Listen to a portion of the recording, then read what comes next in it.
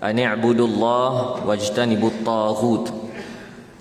Allah berfirman, dan sesungguhnya kami telah utuskan bagi setiap umat itu Rasul, masing-masing membawa seruan, abdikanlah diri kepada Allah dan jauhkanlah diri dari taghut. Sadaqallahul azim. Yang berusaha Tuan Nazir, yang dimuliakan Tuan Imam, Tuan Bilal, ahli jawatan kuasa, seterusnya pimpinan masyarakat, hadirin hadirat yang dimuliakan oleh Allah Subhanahu wa taala sekalian. Alhamdulillah pada pagi ini kita dapat bertemu. InsyaAllah pada pagi ini kita akan mengulang kaji berkaitan dengan Nabi Isa alaihissalatu wassalam berdasarkan ayat-ayat Al-Quran. Kita mengambil kesempatan dalam kalangan masyarakat penganut Kristian menyambut Christmas, yang mereka percaya bahawasanya 25 Disember merupakan tarikh kononnya kelahiran Nabi Isa. Maka kita selaku umat Islam turut perlu mengenali Nabi Isa berdasarkan Al-Quran, kerana hubungan antara kita umat Muhammad sallallahu alaihi wasallam sepatutnya dengan Nabi Isa dekat. Jadi kalau kita mahu mengira penceritaan berkenaan Nabi Isa di dalam Al-Quran ini sangat banyak. Kalau dibandingkan dengan perjalanan hidup Nabi Isa sebelum diangkat ke langit, dalam tempoh 30 tahun sahaja, tetapi kesan, begitu juga penekanan kisah Nabi Isa di dalam Al-Quran itu banyak. Sebagai contoh, sebutan nama Nabi kita Muhammad sallallahu alaihi wasallam di dalam Al-Quran hanya sebanyak 5 kali. 4 kali Muhammad, sekali Ahmad. Adapun Nabi Isa, nama Isa itu sendiri diulang di dalam Al-Quran sebanyak 25 kali. Sebanyak 25 kali di dalam 7 surah. Nak katanya, dalam ramai-ramai Nabi yang Allah ceritakan perjalanan hidupnya secara agak terperinci adalah Nabi Isa. Bermula, bukan semata-mata bermula daripada kelahirannya, bahkan sebelum daripada kelahirannya, keturunannya, sehingga Nabi Isa diangkat, sehingga Allah menceritakan juga beberapa isyarat selepas Nabi Isa diturunkan semula, bagaimana tugas dan peranan Nabi Isa alaihissalatu wassalam. Jadi secara tidak langsung menjelaskan kepada kita satu mesej, bahawasanya kita selaku umat Nabi Muhammad sallallahu alaihi wasallam sepatutnya jadi orang yang paling kenal Nabi Isa. Sebab apa sepatutnya yang paling kenal Nabi Isa? Sebab sampai satu masa umat Nabi Muhammad sallallahu alaihi wasallam ini mesti bersama-sama dengan Nabi Isa dalam peristiwa pertembungan antara iman dan batil ketika terzahirnya Dajjal. Jadi kalaulah kita selaku umat Muhammad tak berapa kenal Nabi Isa, itu menjadi satu kekeliruan dan satu masalah. Maka disebabkan itu cerita berkaitan dengan Nabi Isa ini banyak di dalam Al-Quran. Satu kiraan yang boleh juga dijadikan sebagai sandaran berkenaan Nabi Isa ini, bukan semata-mata Allah sediakan kepada kita satu surah, bahkan sekurang-kurangnya 3 surah, yang nama surah itu sendiri merujuk kepada lingkungan Nabi Isa alaihissalatu wassalam. 3 surah. Yang pertama adalah surah Ali Imran. Surah Ali Imran bermaksud keluarga Imran. Keluarga Imran ini keluarga siapa? Keluarga Nabi Isa, keluarga induk Nabi Isa. Imran ini siapa? Imran merupakan datuk Nabi Isa. Jadi keluarga para nabi dalam kalangan Bani Israel, generasi terakhir. Jadi Imran ini Allah kurniakan kepada dia 3 orang anak. 3 orang anak. Anak yang pertama, anak perempuan, tidak dinyatakan nama anak sulung ini, tapi anak sulung inilah yang berkahwin dengan Nabi Zakaria. Nabi Zakaria. Hasil daripada perkahwinan itu, mereka dikurniakan anak namanya Yahya, Nabi Yahya. Orang putih panggil John. Nabi Yahya. Jadi cucu pertama Imran adalah Yahya. Jadi Nabi Yahya ini mati syahid, dipenggal kepalanya, sementara Nabi Zakaria digergaji. Dalam peristiwa Nabi Zakaria menyelamatkan diri, duduk dalam pokok, kemudian tentera Rom menggergaji pokok tersebut, maka syahidlah Nabi Zakaria. Anak kedua Imran adalah Maryam. Yang kita sedia maklum, Siti Maryam inilah yang melahirkan Nabi Isa dalam keadaan yang sangat menakjubkan. Jadi hubungan Nabi Isa dengan Nabi Yahya ni sepupu. Hubungan Nabi Yahya, Nabi Isa dengan Nabi Zakaria ni pak saudara. Pak saudara. Kemudian anak ketiga Imran adalah Harun. Harun ini bukan Harun Nabi Musa. Walaupun binnya sama, Harun bin Imran. Tetapi ini Harun keluarga Nabi Isa. Harun ini tidak diketahui sama ada sempat berkahwin ataupun tak sempat berkahwin. Kalau sempat berkahwin, tidak diketahui sama ada dia dapat anak ke tak dapat anak. Tetapi secara ringkasnya, kita selaku orang Islam perlu tahu, inilah merupakan keluarga Bani Israel yang terakhir dilantik sebagai Nabi dan Rasul. Selepas daripada Nabi Isa, tak adalah Nabi. Bukan sekadar tak ada Nabi dan Rasul, bahkan tak ada Nabi dan Rasul dalam kalangan Bani Israel. Jadi kita perlu faham, Nabi Isa ini keturunannya keturunan Bani Israel. Jadi itu lingkungan keluarga Nabi Isa yang kita fahami sebagai Ali Imran, keluarga Imran. Kemudian Allah Subhanahu wa taala sediakan kepada kita suratul Maidah. Suratul Maidah. Maidah bermaksud hidangan makanan, merujuk kepada permintaan terakhir pengikut Nabi Isa alaihissalatu wassalam, supaya Nabi Isa melayani mereka. Ini Maidah, hidangan makanan. Jadi latar belakang kenapa mereka minta, kerana di babak akhir perjuangan Nabi Isa, sebelum Nabi Isa diangkat, Nabi Isa diburu oleh tentera Rom kerana adu domba pendeta-pendeta Bani Israel. Maka Nabi Isa terpaksa berpindah randah sebab jadi buruan.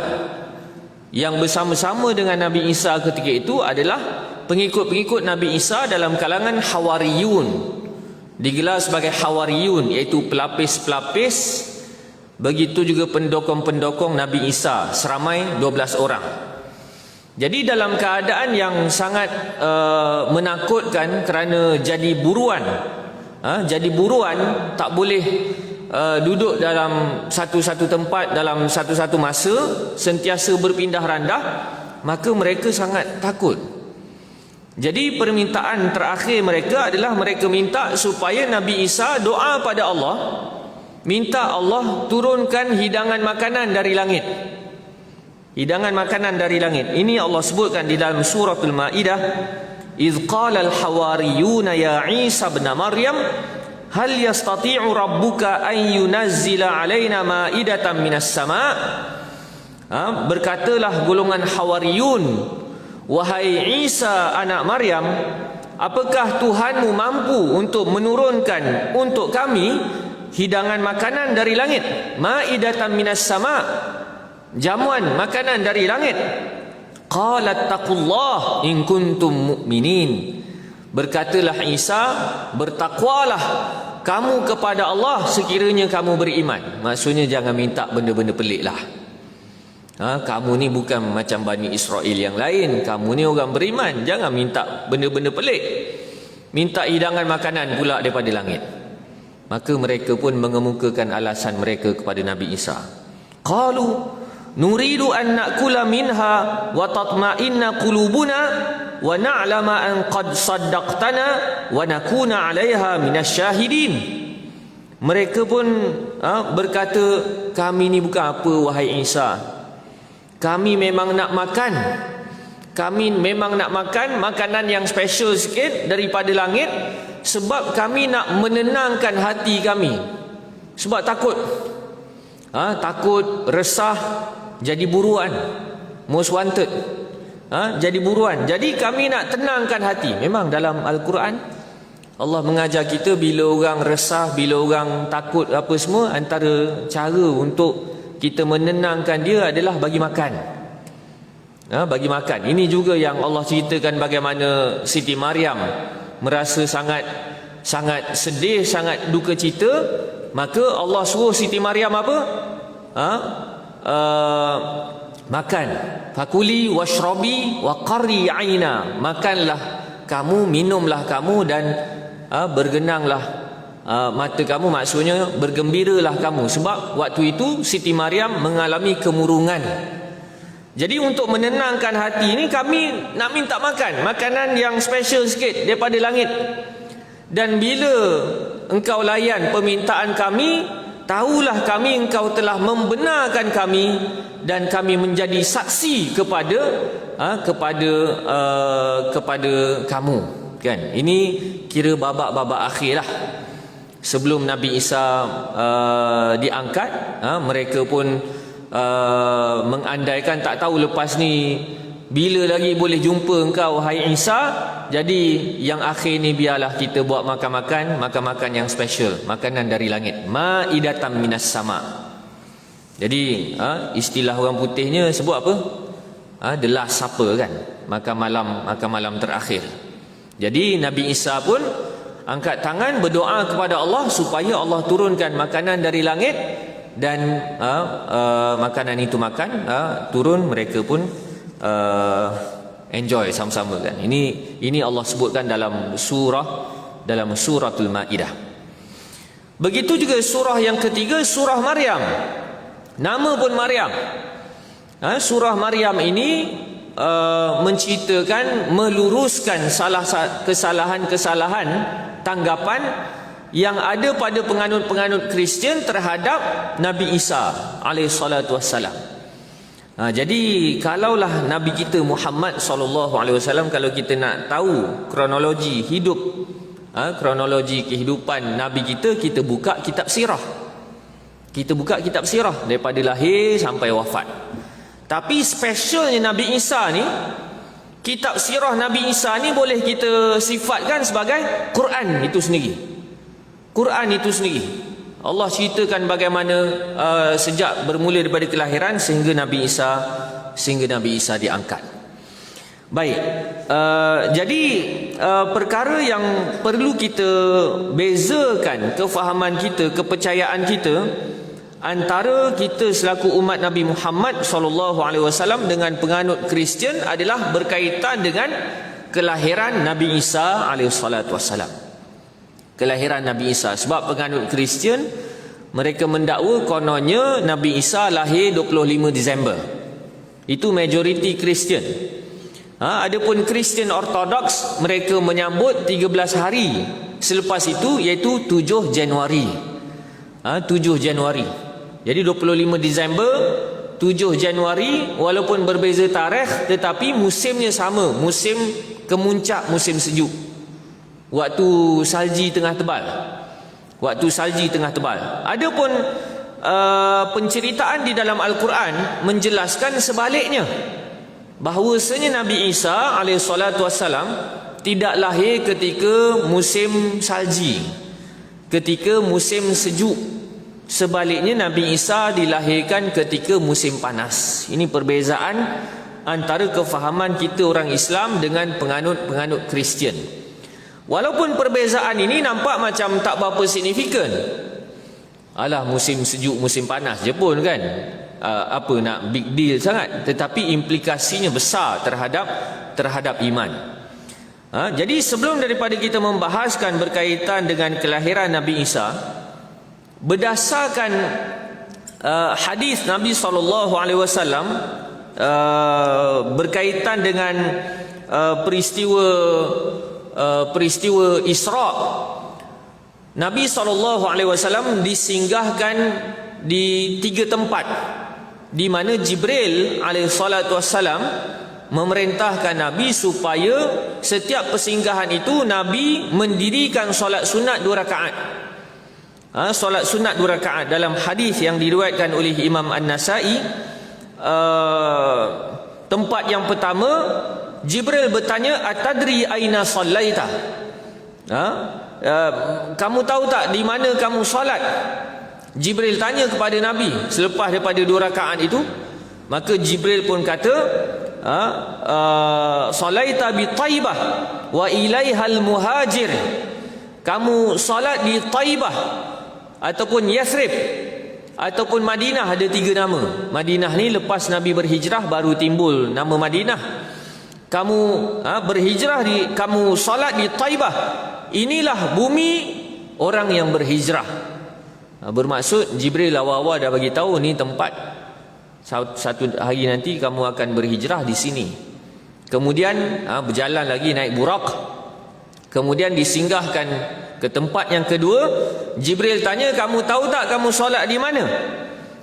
Kamu solat di Tur Saina, di Tur Saina, Gunung Sinai. Di sinilah haitsu kallamallahu azza wa jal Musa alaihissalam. Di sinilah tempat Allah bercakap dengan Musa. Digelar sebagai Nabi Musa ini digelar sebagai Kalimullah. Nabi yang berkata-kata direct dengan Allah, Allah Subhanahu wa taala. Ni di Tur Saina di Mesir. Di Mesir. Tadi singgah dekat Madinah, ni singgah kat Mesir. Kemudian jalan lagi singgah ke tempat yang ketiga. Lantas Jibril tanya, kamu tahu tak kamu solat di mana? Kamu salaita bi Bait Laham. Kamu solat di Bait Laham.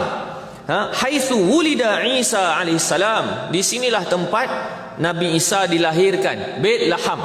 Kalau kita Google hari ini Bethlehem, bawah jajahan Israel lagi ni. Bawah jajahan Israel. Jadi Palestin lah.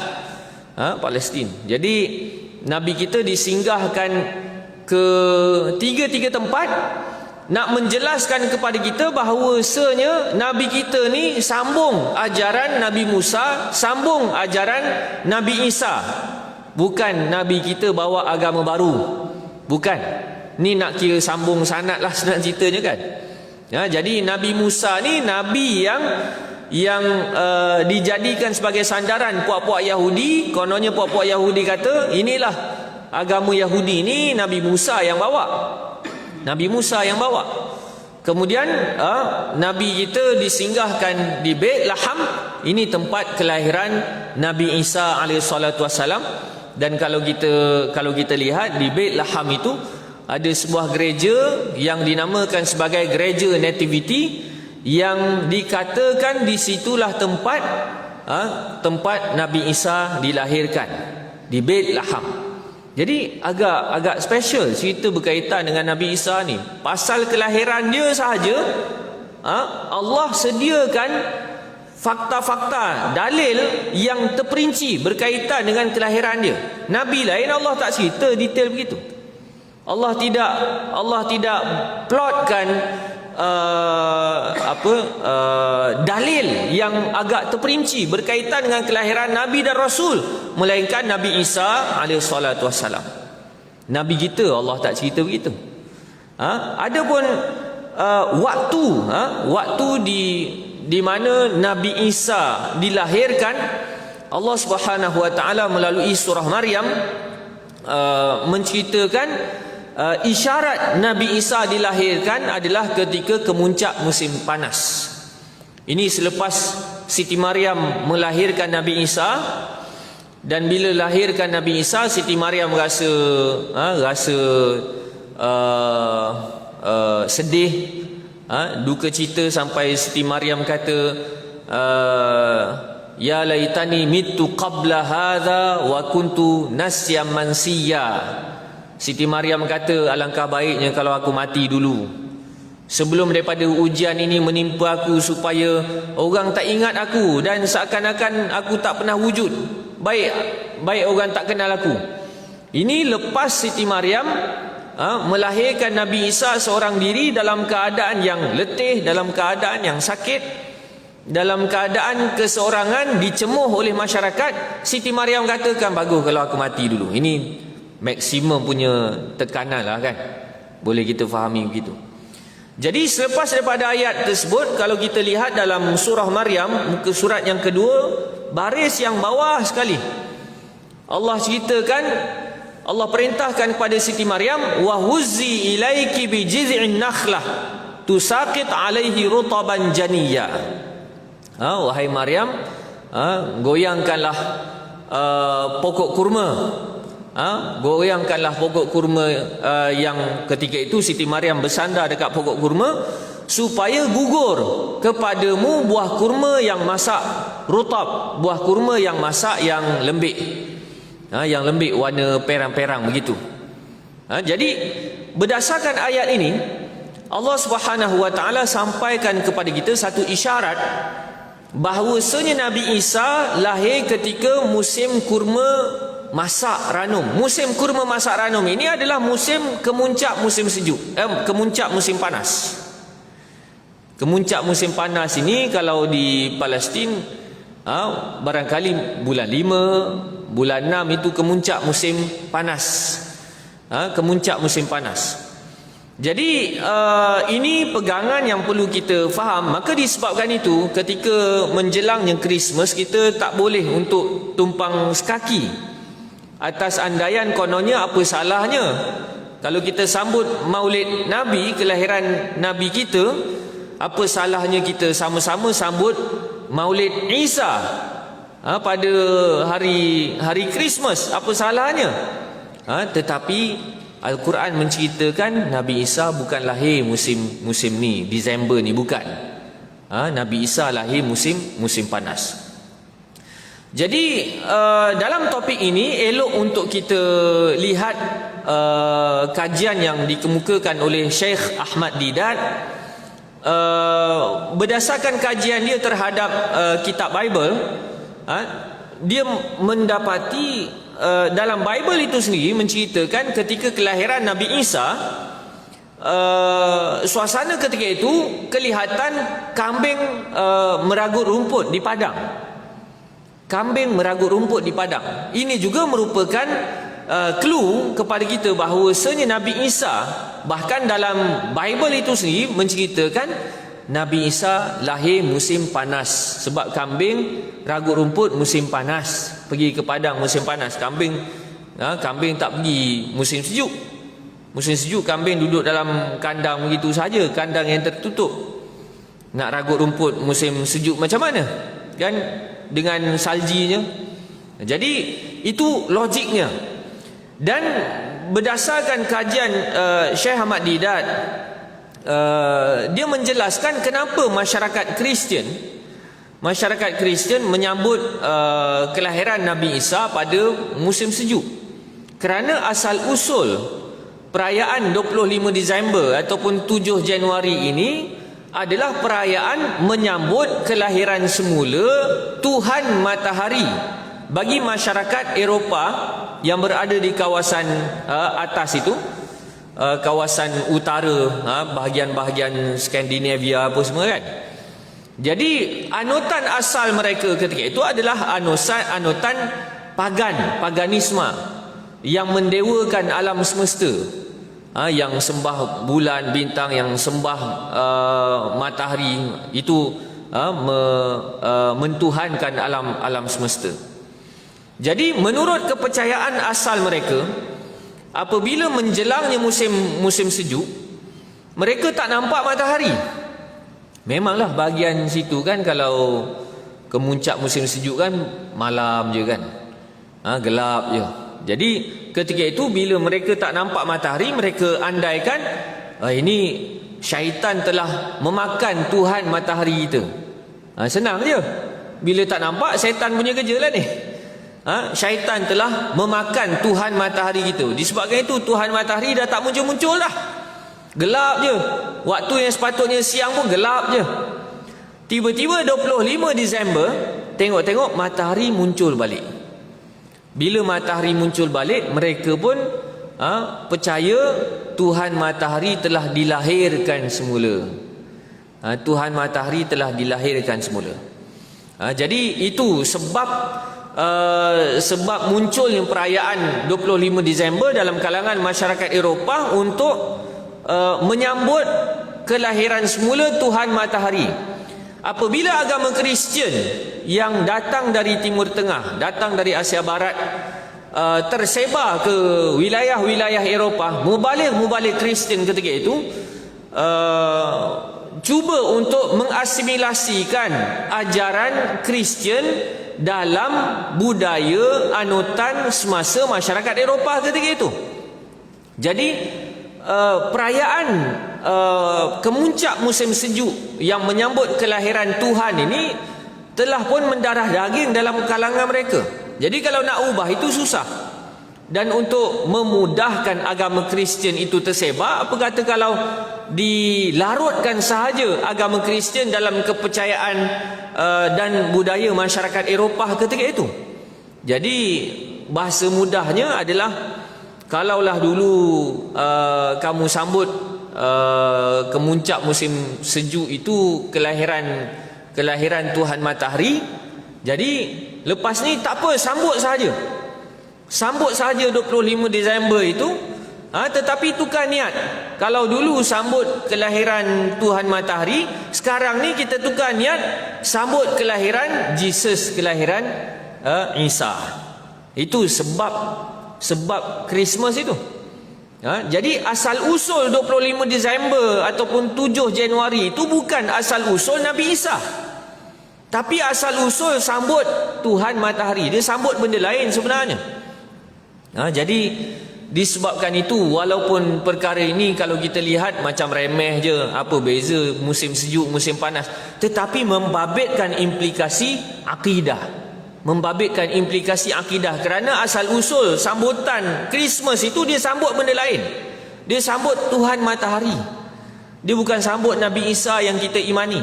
Maka disebabkan itu, perayaan Christmas ini ada elemen-elemen yang kalau kita lihat tak ada kaitan dengan Nabi Isa. Tiba-tiba ada Santa Claus, tiba-tiba ada pokok Christmas.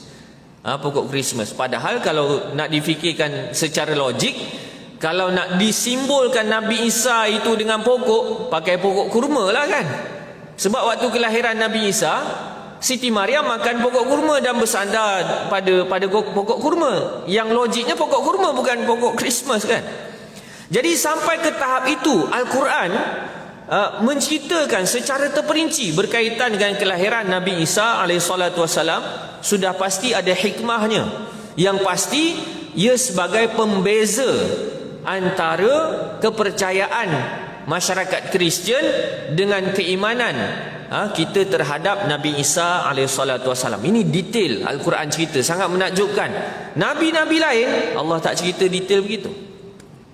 Dan selepas daripada Nabi Isa dilahirkan, Nabi Isa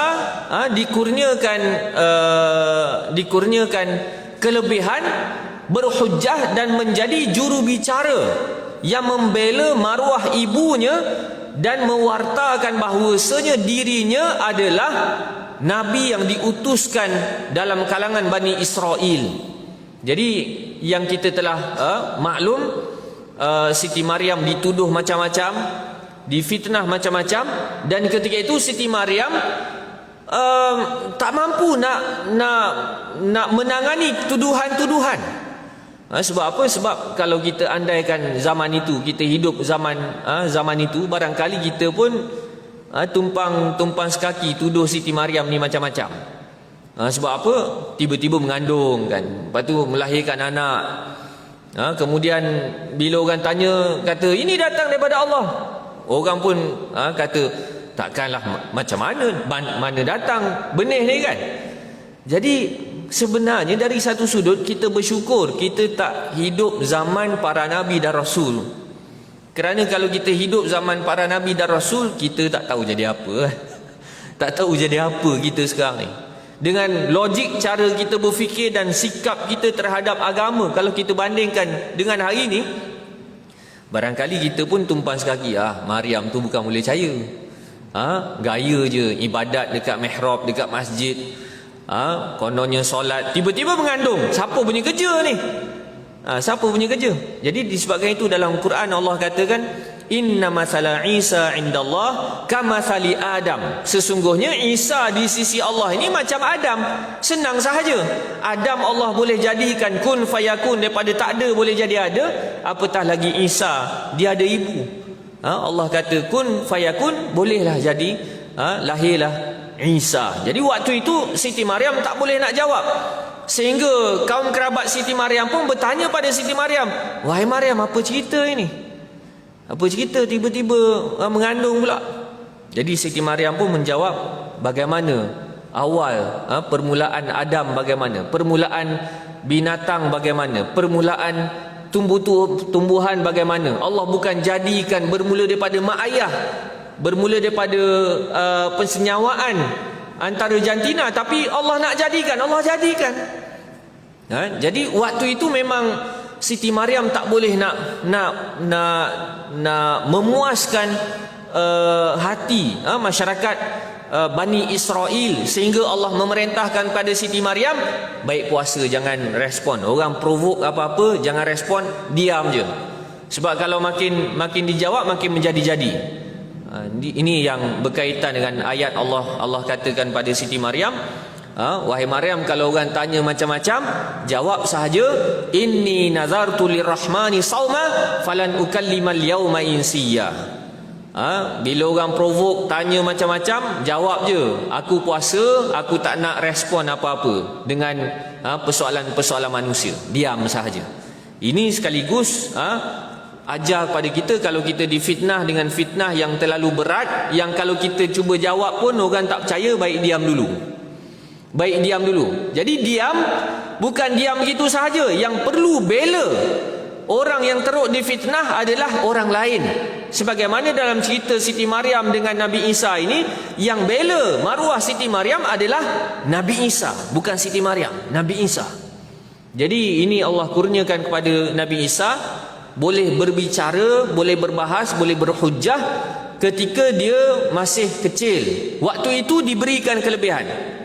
Jadi bukanlah Nabi Isa sejak daripada kecil kemudian berterusan dia boleh berbicara, tidak. Waktu itu sahaja dia boleh berbicara. Dan hujjah Nabi Isa itu dirakamkan di dalam Al-Quran, di dalam surah Maryam, bermula daripada ayat 30, inni Abdullah atani al-kitab wa ja'alani nabiyya wa ja'alani mubaraka aynama kuntu wa awsani bis salah waz zakah ma dumtu hayya wa barram biwalidati wa lam yaj'alni jabbaran syaqiyya wassalamu alayya yauma wulidtu wa yauma amutu wa yauma ub'atsu hayya.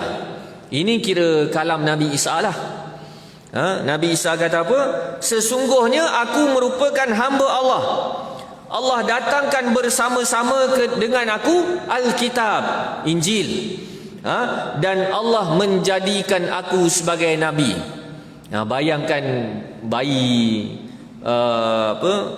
merah lagi, dia boleh bercakap begini. Dan Allah jadikan aku serba berkat di mana sahaja aku berada.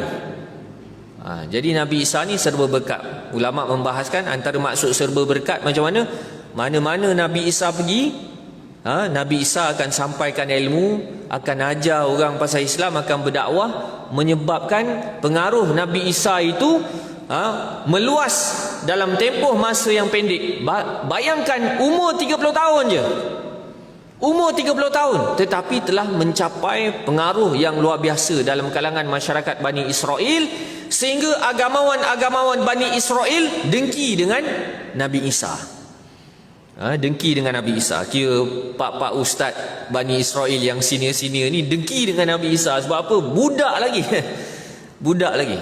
Jadi cerita dengki ni panjanglah kalau kita nak ceritakan. Jadi ini jugalah hikmah.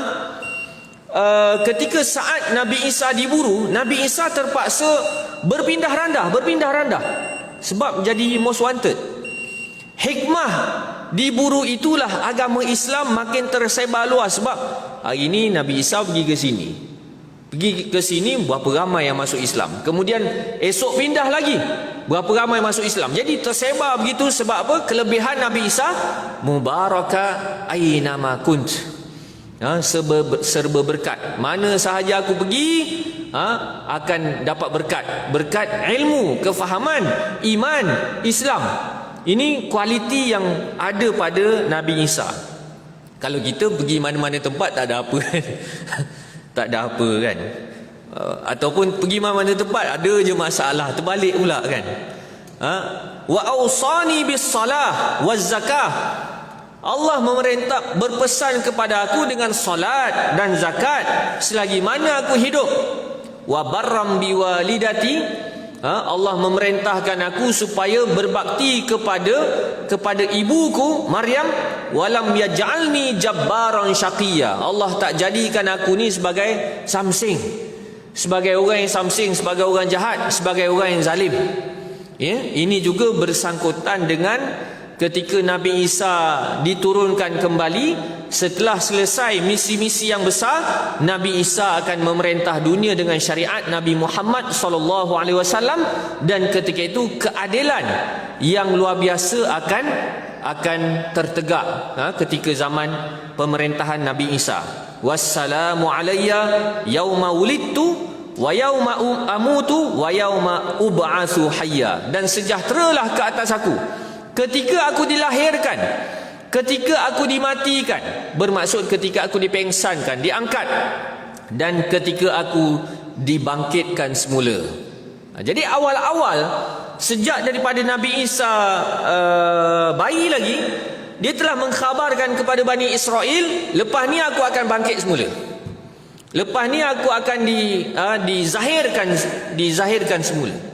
Jadi ini perkara yang menarik kalau kita lihat di dalam Al-Quran. Jadi secara ringkasnya, bagaimana keadaan Nabi Isa sebelum diangkat. Ini satu babak yang penting. Jadi bila pada asalnya Bani Israel ini memang mereka mengharapkan Allah utuskan kepada mereka Nabi yang hebat untuk memimpin mereka. Sebab Bani Israel ini seringkali bernostalgia supaya mereka dikurniakan Nabi yang bertaraf maharaja seperti Nabi Daud, seperti Nabi Sulaiman. Iaitu sampai hari ini puak-puak Yahudi mereka sanjung David, Solomon kan. Dan mereka kata ajaran mereka menyambung ajaran David, Solomon, padahal Nabi Daud, Nabi Sulaiman tu bawa ajaran Islam, bukan bawa ajaran Yahudi. Jadi walaupun pemerintahan dua Nabi ini 40 tahun, dikenali sebagai Ahdul Muluk, era pemerintahan Bani Israel, kerana ketika itu Bani Israel tunduk dengan dua Nabi ini, Bani Israel menjadi orang Islam, orang beriman, maka Allah izinkan kepada mereka untuk memiliki kuasa pemerintahan yang besar dengan syariat Islam, kerajaan Islam lah waktu itu, kerajaan Islam Bani Israel. Jadi selepas daripada kewafatan Nabi Sulaiman, puak-puak munafik dalam kalangan Bani Israel ini menjalankan pemberontakan. Antara alasan pemberontakan mereka, mereka tak nak syariat Islam. Senang ceritanya begitu. Mereka tak nak syariat Islam. Maka apabila berlakunya pemberontakan, berlakunya krisis. Dan krisis itu membelah kerajaan Islam Bani Israel kepada dua. Kerajaan Islam yang tetap mahu melaksanakan syariat Islam dikenali sebagai kerajaan Yahuda, negara Yahuda, sementara kerajaan sekular yang tidak mahu laksanakan syariat Islam dikenali sebagai kerajaan Israel, negara Israel, daulah Israel. Jadi daripada perpecahan itu menyebabkan Bani Israel berpecah, lemah, akhir sekali mereka dijajah oleh 3 kerajaan besar. Mereka dijajah oleh Babylon, Bakhtanasar, Nebukadnezar. Kemudian mereka dijajah oleh Parsi. Dan yang terakhir mereka dijajah oleh Rom. Dijajah oleh Rom. Jadi ketika penjajahan Babylon inilah Taurat mereka hilang. Taurat mereka hilang. Dan dalam tempoh masa yang lama itu Bani Israel sangat menantikan Allah kirimkan kepada mereka Nabi yang bertaraf maharaja. Nabi yang bertaraf maharaja. Jadi apabila dilahirkan Nabi Isa dengan keadaan yang cukup menakjubkan, mereka mengharapkan Nabi Isa ini memimpin mereka supaya menumbangkan kerajaan Rom yang sedang menjajah mereka. Jadi tiba-tiba Nabi Isa fokusnya lebih kepada muhasabah Bani Israel. Sedangkan asal harapan mereka, biarlah Isa ni pimpin kita lawan Rom supaya kita merdeka, dan selepas kita merdeka kita boleh bina balik kerajaan sebagaimana Nabi Daud, Nabi Sulaiman. Jadi itu angan-angan mereka. Tiba-tiba secara ringkasnya bila Nabi Isa dah membesar, tengok-tengok Nabi Isa lebih fokus kepada memperbaiki perangai Bani Israel itu sendiri supaya Bani Israel balik ke landasan Islam dan iman yang sebenar. Jadi 3 perkara yang difokuskan oleh Nabi Isa. Yang pertama, Bani Israel, kamu Bani Israel ini kena bertaubat. Banyak benda yang kamu buat, kamu kena bertaubat. Yang kedua, kamu kena kembali kepada syariat. Kena kembali kepada syariat. Sebab kelemahan Bani Israel awal-awal dulu pun disebabkan ada dalam kalangan mereka yang protes terhadap syariat Islam. Dan yang ketiga, kamu kena kembali kepada akhirat. Jangan materialistik, nampak duniawi sahaja, kena letakkan wawasan akhirat. Jadi taubat, syariat, akhirat. Ini yang ditekankan oleh Nabi Isa AS, menyebabkan lama kelamaan puak-puak Bani Israelnya jadi bengang dengan Nabi Isa. Jadi bengang dengan Nabi Isa, jadi rimas dengan Nabi Isa. Maka mereka pun buat plot twist. Pada asalnya mereka mengharapkan Nabi Isa memimpin mereka untuk lawan Rom, tapi kerana bengang sangat dengan Nabi Isa ini, mereka berkomplot pula dengan Rom untuk bunuh Nabi Isa, untuk sabotaj Nabi Isa. Jadi berlakulah adu domba. Mereka report pada kerajaan Rom ketika itu dipimpin oleh Raja Herodos. Raja Herodos II, Raja Herodos yang sebelum itu membunuh Nabi Yahya, membunuh Nabi Zakaria.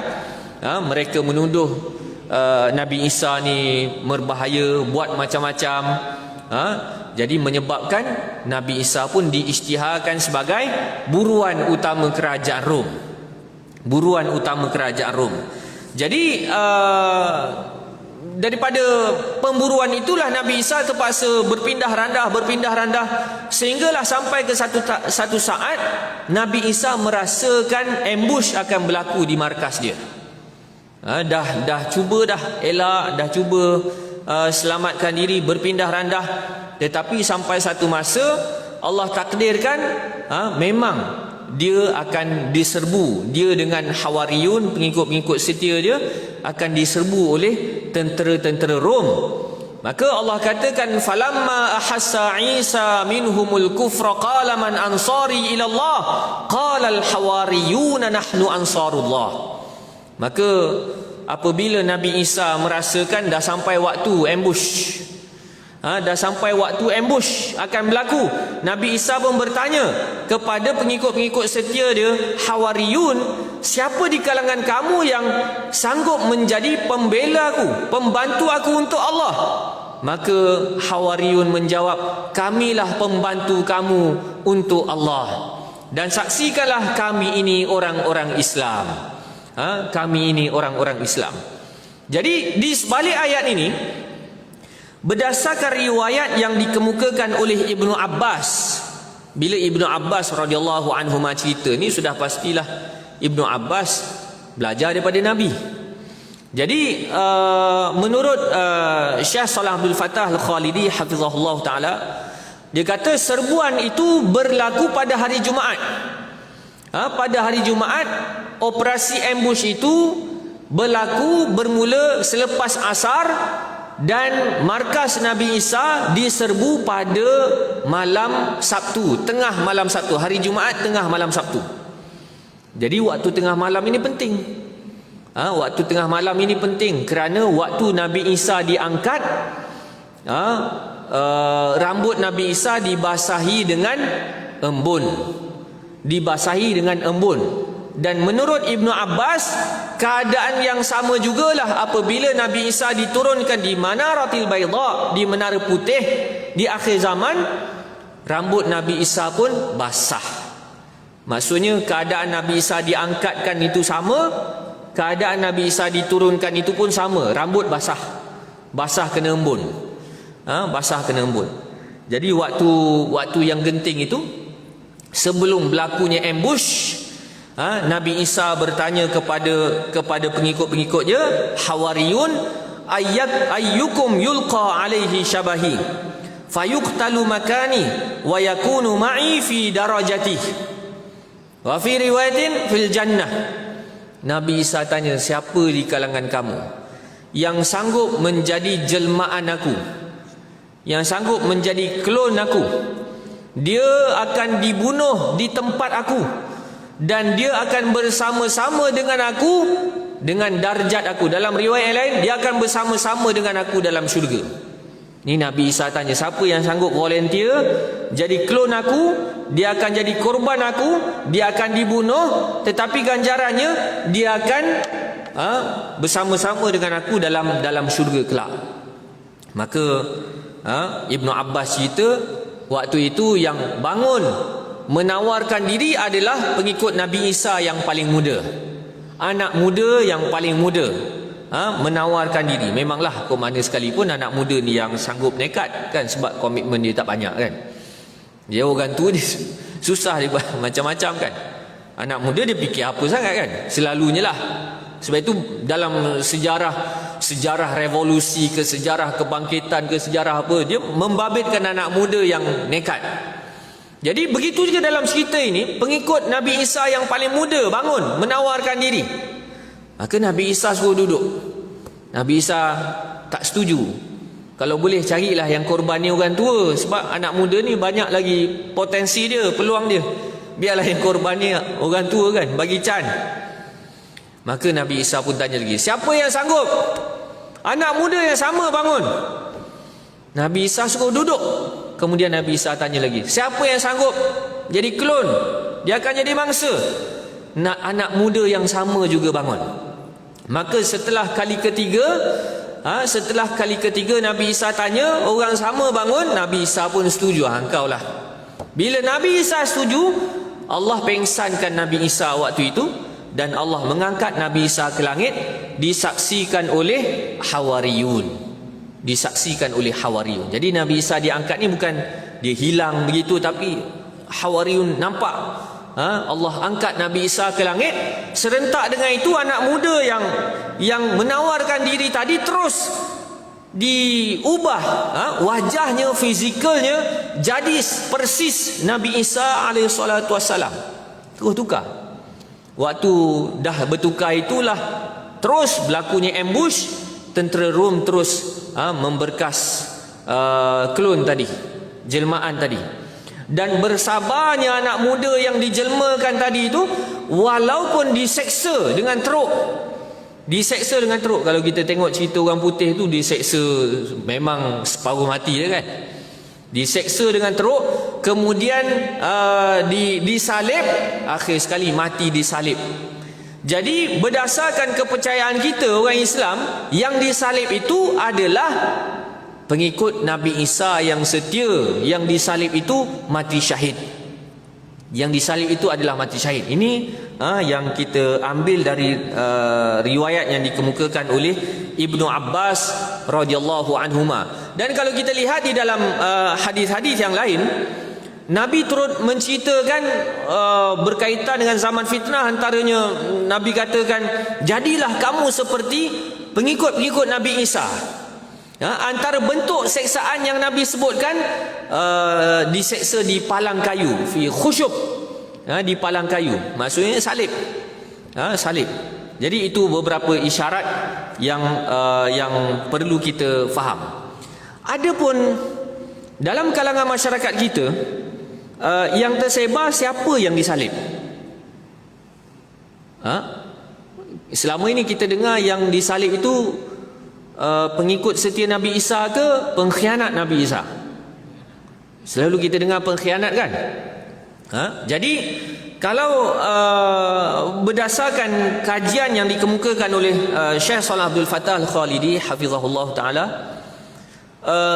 cerita yang menyatakan kononnya yang disalib itu adalah pengkhianat Nabi Isa adalah riwayat yang diambil dari Injil Barnabas.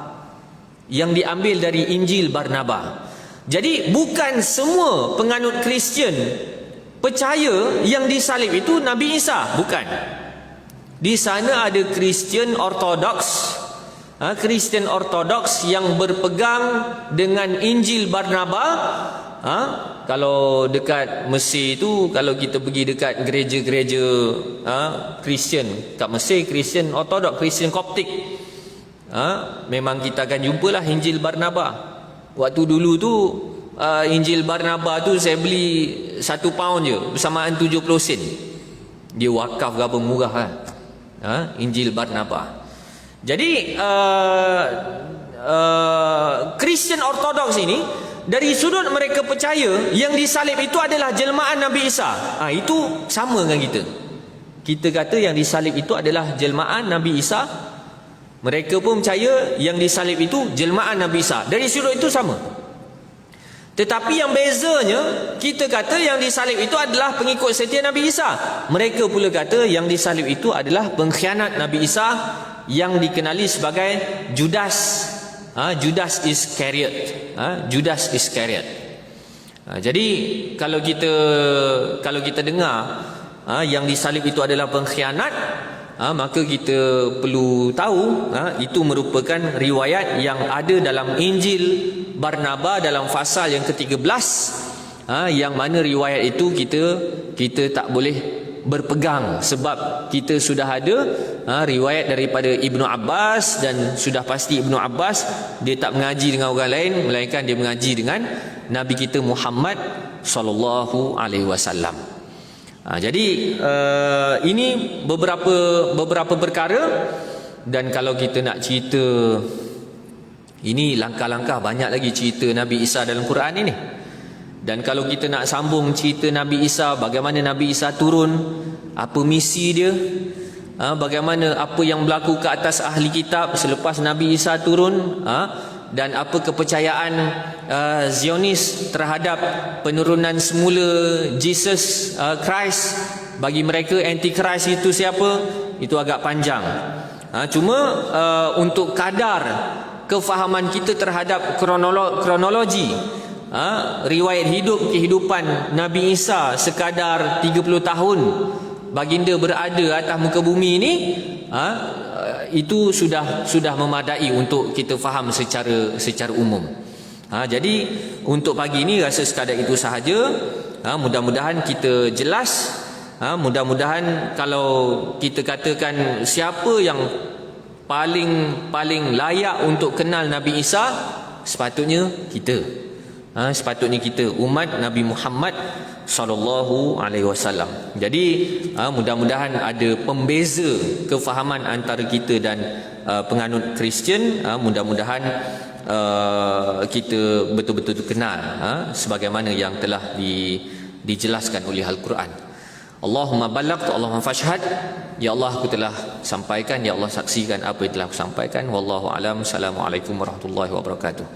Jadi minta belakang ada tabung fisabilillah, dan kali ini nak disampaikan melalui operasi banjir di Port Klang. Jadi minta tuan-tuan hulurkan sumbangan.